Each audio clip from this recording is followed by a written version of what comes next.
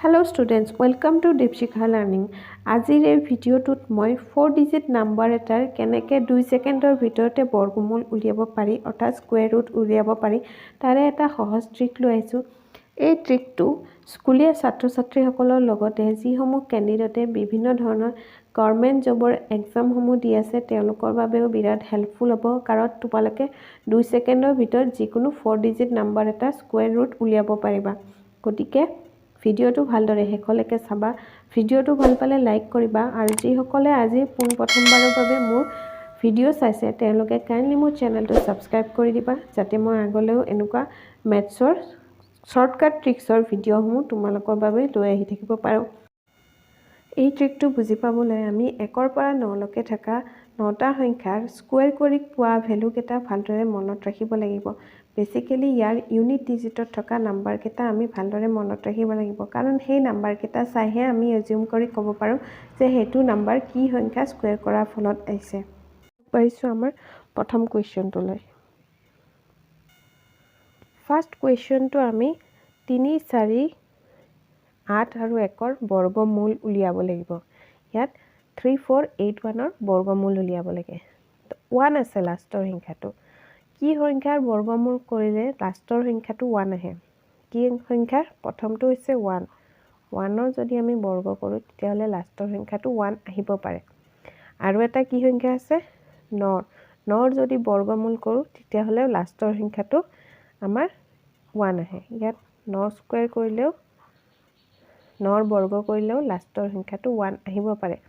গতিকে আমাৰ ইয়াৰ উত্তৰটিত 1 বা 9 কোনোবা এটা সংখ্যা আহিব।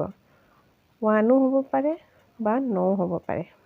এতিয়া এই সংখ্যাটোৰ একো কাম নাই, এইটো চাব নালাগে। এতিয়া বাকী থকা সংখ্যা দুটা চোৱা, 3, 4 হয়নে? 3, 4 আছে। এতিয়া এই 34 সংখ্যাটো কোন দুটা সংখ্যা বৰ্গ কৰি পোৱা সেই বৰ্গমূলৰ ভেলুৰ ভিতৰত থাকিব। 34টো কিহৰ মাজত আহিব?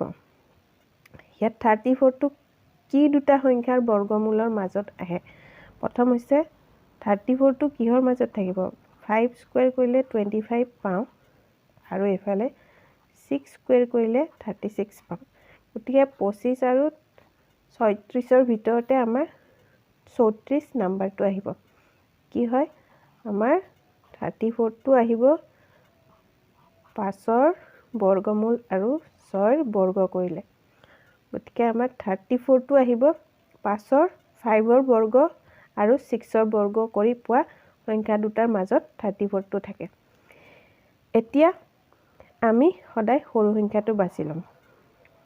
এনেকৈ লিখি ল'লে ভালদৰে বুজি পোৱাত সুবিধা হ'ব কাৰণে এনেকৈ লিখি লৈছোঁ। কিন্তু ইয়াৰ পৰা আমি সৰু সংখ্যাটোহে বাছি ল'ম। এতিয়া 5টো উত্তৰত আহিবই। এতিয়া 5 আহিলে এতিয়া 1 হ'ব নে 9 হ'ব? আমাৰ সেইটো হৈছে প্ৰশ্ন। এতিয়া 1 হ'ব নে 9 হ'ব সেইটো জানিবলৈ প্ৰথমতে আমি 5ৰ পিছত কি সংখ্যা আহে? 6। সেই 6ৰ লগত আমি 5টো পূৰণ কৰি দিম। 5 আৰু 6 পূৰণ কৰি কি পালোঁ? 30 পালোঁ। এতিয়া এই 30টো 34তকৈ সৰু নে ডাঙৰ? সৰু। 34টো ডাঙৰ হয়, 30টো সৰু হয়। যদি আমি লোৱা সংখ্যাটোৰ লগত বাছি লোৱা সৰু সংখ্যাটোৰ লগত তাৰ পিছৰ সংখ্যাটো পূৰণ কৰি পোৱা ভেলুটো যদি আমাক দিয়া সংখ্যাটোতকৈ সৰু হয় তেতিয়াহ'লে আমি এই ডাঙৰ সংখ্যাটো বাছি ল'ম উত্তৰ হিচাপে। তেতিয়া আমাৰ উত্তৰত আহিব সেই ডাঙৰ সংখ্যাটো। আৰু যদি এইটো সংখ্যা ডাঙৰ আহিল হয়, ইয়াত ছাপ'জ যদি 36 আহিল হয় তেতিয়াহ'লে আমি সৰু সংখ্যাটো বাছি ল'লোঁ হয়। বুজি পাইছে নহয়? প্ৰথমতে লাষ্টৰ সংখ্যাটো চাবা। লাষ্টৰ সংখ্যাটো কিহৰ স্কুৱেৰ কৰিলে আহে সেইটো লিখি ল'বা ভালদৰে।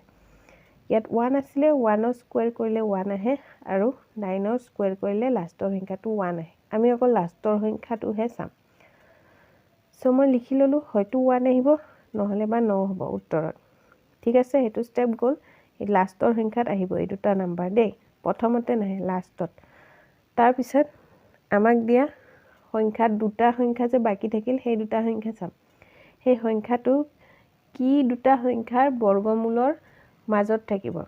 34 আছিলে, গতিকে 5ৰ বৰ্গমূল আৰু 6ৰ বৰ্গমূলৰ ভিতৰত আমাৰ 34টো থাকিব গতিকে আমি সদায় সৰু সংখ্যাটো বাছি লওঁ সৰু সংখ্যাটো আহিলে সৰু সংখ্যাটো বাছি ললো ইয়াত 5 হয় 5ৰ পিছৰ নাম্বাৰটো হয় 6 সো 6ৰ লগত 5টো পূৰণ কৰি দিলো পূৰণ কৰি আমি 30 পালো ইয়াত কি আছিল 34 আমি পালো 30 34টো হয় 30তকৈ ডাঙৰ গতিকে আমাৰ উত্তৰত থকা ডাঙৰ সংখ্যাটো আমি বাছি লম এইটোৱে হৈছে আমাৰ আনসাৰ তোমালোকে ক্যালকুলেটৰ দি মাৰি চাব পাৰা এটো উত্তৰ এইটোৱে ওলাব এতিয়া আগবাঢ়িছো নেক্সট কোৱেশ্চনটোলৈ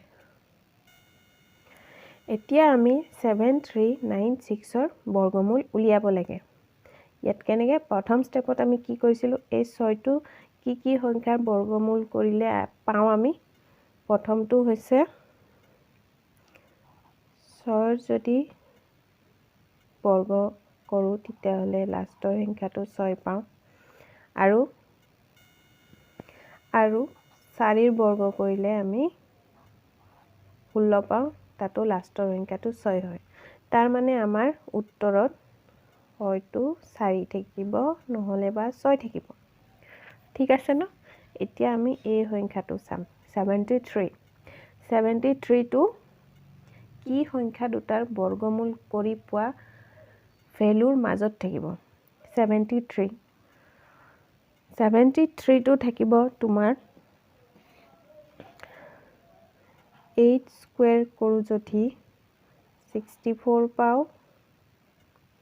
আৰু 9 স্কয়াৰ কৰিলে 81 পাম গতিকে 73 টো 8ৰ বৰ্গ আৰু 9ৰ বৰ্গৰ মাজত থাকিব হয় নে নহয় 64 আৰু 81ৰ মাজত থাকিব নে নাই 73 টো তোমালোকে ক্লিয়াৰ হৈছে নে নাই এখিনি এই সংখ্যাটো কেনেকৈ বিচাৰিছো তোমালোকৰ ক্লিয়াৰ নাই হোৱা যদি কমেন্ট কৰিবা 8ৰ বৰ্গ কৰি পোৱা সংখ্যা আৰু 9ৰ বৰ্গ কৰি পোৱা সংখ্যাটোৰ মাজত থাকিব আমাৰ 73 এইখিনিতে ক'বাত 73 টো থাকে গতিকে মই কি বুলি লিখিম 8 স্কয়াৰৰ আৰু 9 স্কয়াৰৰ মাজত থাকিব আমাৰ 73 টো আমি সদায় কি বাছি লওঁ আমি সদায় সৰু সংখ্যাটো বাছি লওঁ ঠিক আছে ন সৰু সংখ্যাটো আহিলে ইয়াৰ পিছৰ সংখ্যাটো কি হয় 8ৰ পিছত 9 পূৰণ কৰি দিয়া কি পালা 72 এতিয়া 72 টো 73 তকৈ ডাঙৰ নে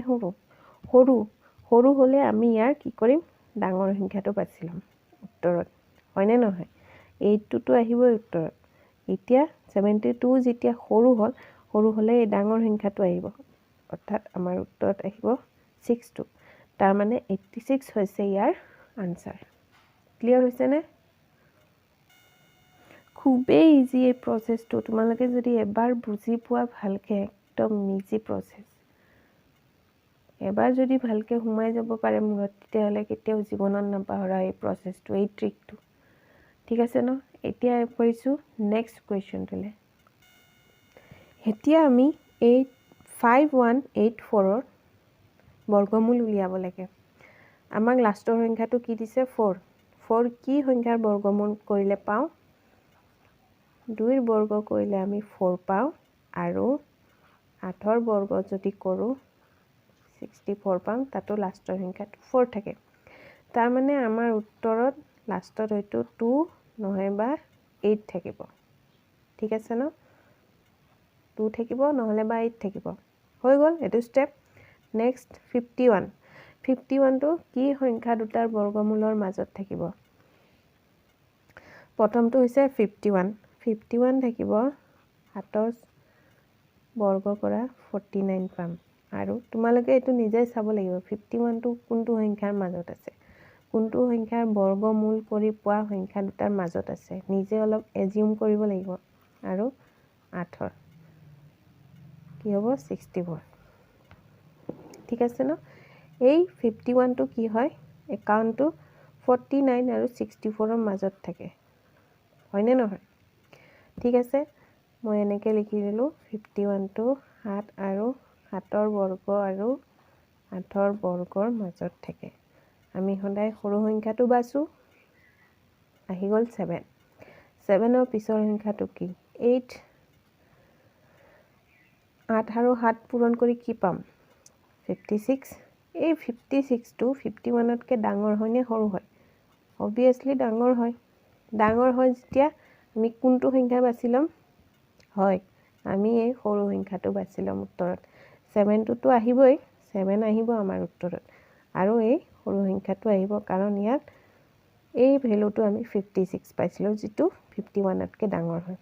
তো এইটোৱে হৈছে আমাৰ আনচাৰ। এতিয়া আমি 5625ৰ বৰ্গমূল উলিয়াব লাগিব। ইয়াত লাষ্টত কি নম্বৰ আছে? 5 লাষ্টত 5 আছে। তো কি সংখ্যাৰ বৰ্গমূল কৰিলে লাষ্টৰ সংখ্যাটো 5 হয়?